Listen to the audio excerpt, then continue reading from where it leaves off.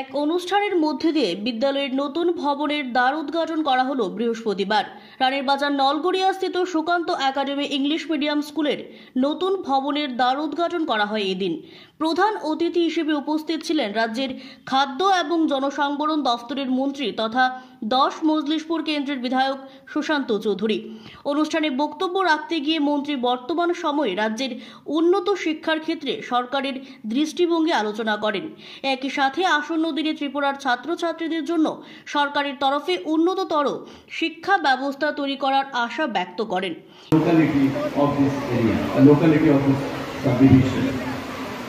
And I don't have any iota of doubt in my mind that by the time, after the declaration of Vidya Jyoti scheme by the government in 2022, Sukanta Academy has been brought under the scheme in the subdivision of Jirania, and by that time it has emerged as one of the highly esteemed school, English medium school, which has been converted into CBSC from TBSC in the state of Tripura.